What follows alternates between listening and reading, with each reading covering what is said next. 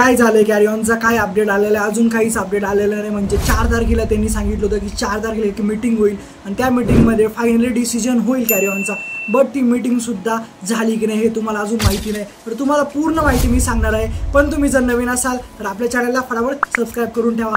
आणि तुम्हाला खरंच धन्यवाद की आपले 2K फायनली पूर्ण झालेले, तुमच्या मदतीशिवाय हे होऊ शकत नव्हतं। तर धन्यवाद जेवढे जेवढे आपले सबस्क्रायबर त्यांना खरंच मनापासून धन्यवाद की तुम्ही 2K लवकरच पूर्ण केले। तर 10K सुद्धा आपल्याला लवकरच पूर्ण करायचे आहे। तर चला कुठलाही टाइमपास न करता डल करूया सुरू।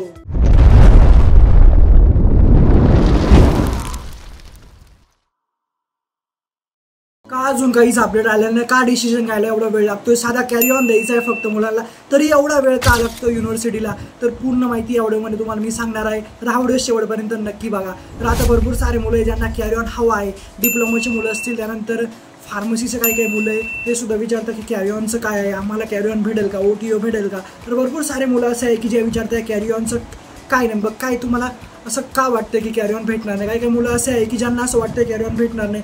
तर तुला आधीपासून सांगत आलेलं पॉझिटिव्ह राहत जा, कारण मी सुद्धा पॉझिटिव्ह राहिलेलो आहे दादा, कारण मी सुद्धा भरपूर गोष्टी सहन केल्या आयुष्यामध्ये। म्हणजे माझी सुद्धा इंजिनिअरिंग कंप्लीट झाली, त्यानंतर अजून पण स्टील वर्क करतोय, विचार करतो, सोपं नसतं दादा, डिसिजनला थोडा वेळ लागतोच, बट एवढा वेळ तर मी सुद्धा केलं नाही आजपर्यंत। म्हणजे कॅरी ऑनचे जास्त व्हिडिओ झाले माझ्या चॅनलवर, तुम्ही बघितलं ना, तर कॅरी ऑनची जास्त सिरीज झालेली।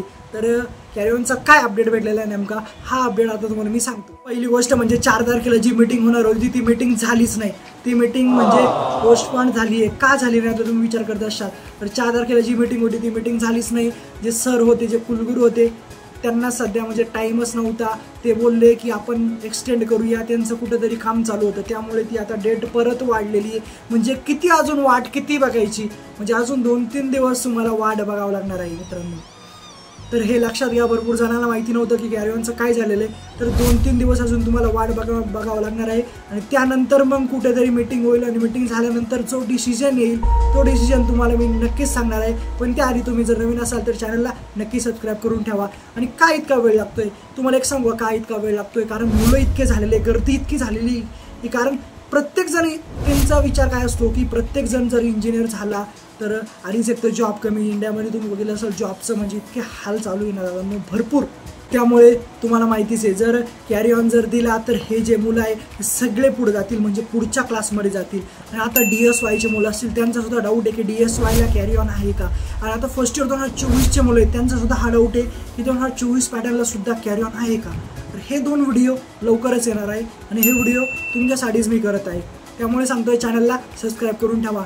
आणि कॅरी ऑन का देत नाही तुम्ही एक विचार केला आहे का, तुम्ही साईडने जर विचार केला तर तो म्हणजे आता कॅरी ऑन का देत नाही, कारण भरपूर सारे मुलं इंजिनिअरिंगला झाले, तुम्हाला माहिती डिव्हिजन किती झालेलं आहे। आता मी ज्या कॉलेजला होतो तिथं डिव्हिजन इतक्या वाढलेलं आहे, भरपूर सारे डिव्हिजन झालेलं आहे, इतके मुलं वाढलेले, प्रचंड गर्दी झालेली। त्यामुळे कुठेतरी मुलं वायडी पाडायचे, कुठेतरी मुलांना आता मागच्या वर्षी कॅरी ऑन दिला, त्याच्या मागच्या वर्षी दिला, मग ह्या वर्षी का नको, ह्या वर्षी कॅरी ऑन भेटलाच पाहिजे। आणि ज्या वेळेस आपल्याला कॅरी ऑन भेटेल ना त्यावेळेस थाटात सेलिब्रेशन करणार आपण एकदम, आणि तुम्ही पण थाटात सेलिब्रेशन करा, आणि तुम्हाला नक्कीच कॅरी ऑन भेटणार आहे। त्यामुळे पॉझिटिव्ह राहा, कारण जेवढं तुम्ही पॉझिटिव्ह राहा, तुम्ही जर असा विचार केला ना नाही भेटणार, खरंच नाही भेटणार। त्यामुळे सांगतोय पॉझिटिव्ह राहा, मीच निगेटिव्ह राहणार माणूस आहे, तुम्हाला पॉझिटिव्ह राहायला सांगतोय, म्हणजे विचार करा।